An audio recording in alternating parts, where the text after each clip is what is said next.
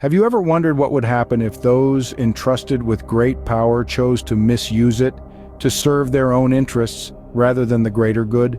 This is the intriguing premise of the TV series, The Boys, where the superheroes we traditionally look up to are not as heroic as they seem. Let's delve deeper into this world where power corrupts and absolute power corrupts absolutely. The Boys presents an alternate universe where superheroes, instead of being paragons of virtue, are deeply flawed individuals. They are a mirror to our society, reflecting the dark side of power, fame, and privilege. Imagine a corporation, say, a large tech company with an unchecked monopoly. It's a beacon of innovation, promising to make the world a better place. But behind closed doors, it's a different story. The company exploits its workers, invades privacy, and manipulates the market. In The Boys, Vought International, the corporation that manages the superheroes, is a similar entity. It's a critique of unchecked corporate power in our society. The superheroes in The Boys, known as the Seven, are not unlike the celebrities in our world. They live in a bubble of adoration and privilege, disconnected from the realities of the common man. Yet they are deeply flawed, their actions dictated by their insecurities and egos. They are an allegory for the cult of celebrity in our society, where fame often overshadows character.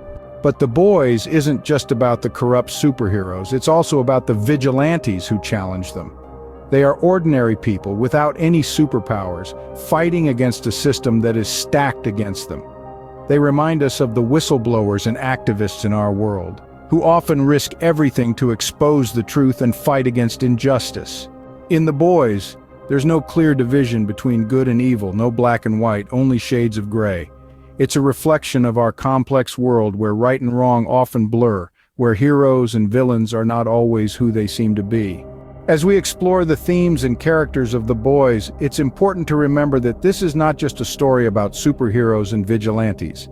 It's a social commentary, a mirror held up to our society, reflecting our fears, our hopes, our flaws, and our contradictions.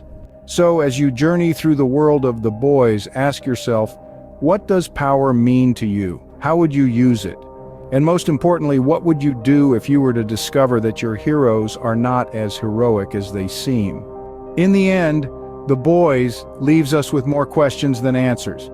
It's a reminder that the world isn't always as it seems, that power and fame can corrupt, and that the fight for justice is never easy. But it also leaves us with a glimmer of hope, that ordinary people, even without superpowers, can make a difference. And perhaps that's the most important lesson of all, because in the end, it's not about the superpowers, it's about the choices we make, the actions we take, and the kind of people we choose to be. So, what kind of person would you choose to be in the world of The Boys? Would you be a hero, a villain, or something in between?